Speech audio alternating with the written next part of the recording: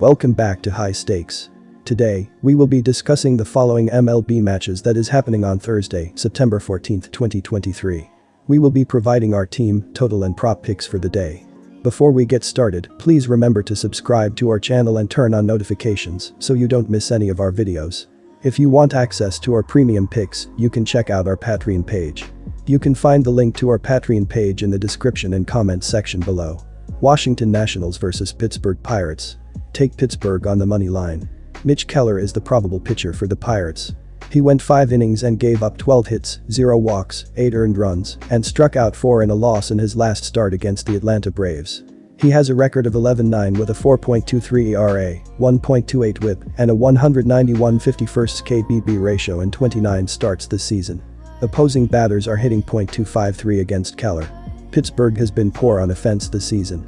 They are bottom 10 in the league in runs, hits, home runs, RBIs, batting average, OBP, SLG, and OPS. The Pirates' pitching staff has been poor this season.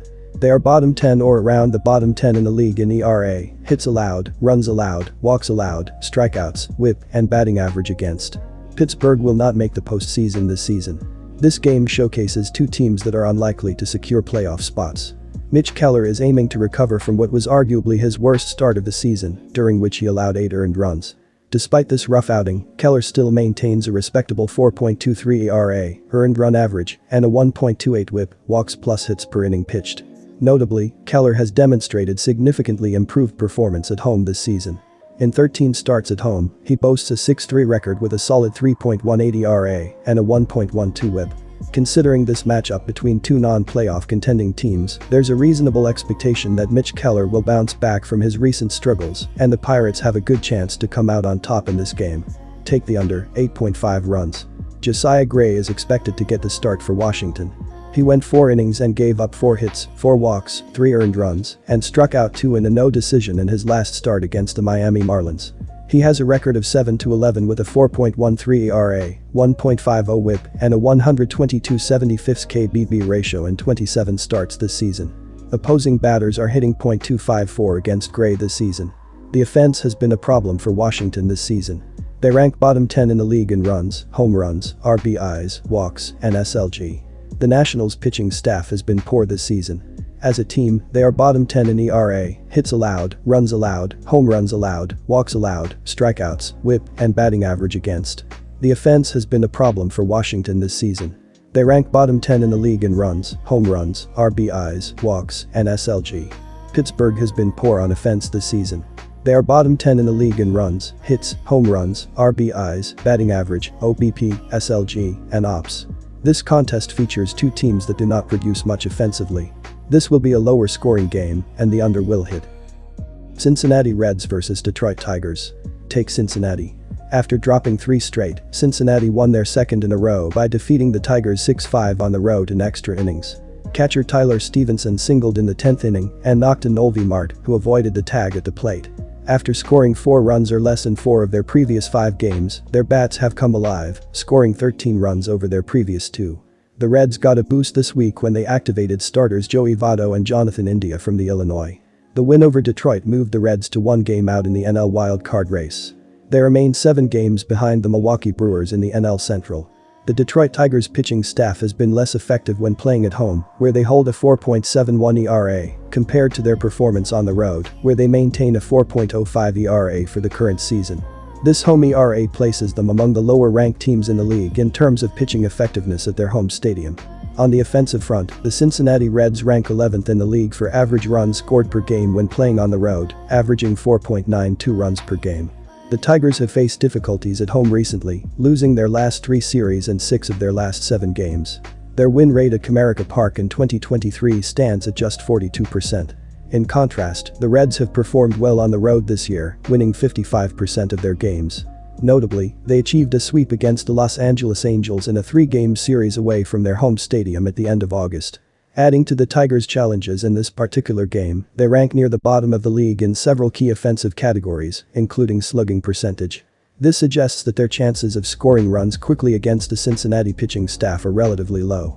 Considering these factors, most indicators point towards a probable victory for the Cincinnati Reds over the struggling Detroit Tigers in their road game on Thursday. Take the under. As a total pick, The Tigers had won 3 of their last 4 games, but dropped the first game of the series with the Reds at home in extra innings 6-5. Detroit got off to a quick 3-0 lead on second baseman Andy Ibanez's 11th home run of the season, but the Reds battled back in the second and scored 3 of their own. Detroit lost it in the 10th on a RBI single by Cincinnati catcher Tyler Stevenson. The Tigers, who are 9.5 games behind the Minnesota Twins in the AL Central and are playing for next year, made 2 costly errors that led to 3 unearned runs for starter Joey Wentz. The Tigers' pitching staff has stepped up recently, allowing 3 runs of less in 3 of their previous 5 games. Olsen has been stingy on the mound recently, compiling a 1.50 ERA with a 0.78 WHIP in his previous 3 starts. He has allowed only 9 hits and 1 home run in his last 18 innings. The Tigers' offense ranks near the bottom of the league in several key offensive categories, including second to last in both average runs scored per game and slugging percentage, so the odds they score quickly in bunches against the Reds' pitching staff are low. The Tigers have gone under the run total in 3 of their previous 4 games overall. They have scored 3 or less runs in 3 of their last 6 games. The Reds have gone under the run total in 4 of their last 5 games away from their home stadium. Both teams rank in the bottom half of the league in ISO and batting average. The stats strongly support a lower scoring affair when these 2 teams meet on Thursday. New York Yankees vs Boston Red Sox. Take the Yankees with the money line. The New York Yankees have had a miserable season full of injuries, poor play, and aging veterans. Still, the Yankees are making a strong close to getting out of the basement and, in the process, take some measure of solace by knocking their longtime rivals, the Red Sox, into the basement of the AL East. The Yankees have won 7 of their last 10 games and are now tied with Boston at the bottom of the AL East standings after sweeping Tuesday's day-night doubleheader. Following the rainout on Wednesday, the Yankees now have a chance to repeat the feat and pass Boston in the standings. The Yankees will turn to righty Michael King in the first game of the doubleheader on Thursday afternoon. King is 4-5 in 45 appearances this season, including 5 starts. He has allowed 68 hits in 83 innings this season and has a K9 rate of 10.8 and a WHIP of 1.13. King has made 4 straight starts down the stretch and has been stretched out to 5 innings in each of his last 2 starts. In his most recent outing, at home against the Brewers, he went 5 innings allowing 4 hits and 1 earned run while striking out 9 batters. As the regular season winds down, the New York Yankees appear to be playing with a greater sense of urgency compared to the Boston Red Sox. The Yankees have been on a hot streak, winning 7 of their last 10 games and even sweeping a doubleheader against Boston on Tuesday night. The Yankees' starting pitcher, King, showcased his skills in his recent outing by striking out 9 Milwaukee Brewers and looking very sharp. On the other hand, the Red Sox's starter, Houck, has struggled since coming back from his injury-related stint on the injured list. In his last start against the Orioles, he was hit hard, and overall, the Red Sox have lost 3 out of his 4 starts since his return. The Red Sox, as a team, have faced a tough stretch, losing 6 out of their last 7 games. Their recent performances suggest a team that might be ready to conclude its season without much optimism. Taking all these factors into account, it appears that the Yankees have the upper hand in terms of momentum and performance, making them look like the more determined team as they head towards the end of the season. Take the over.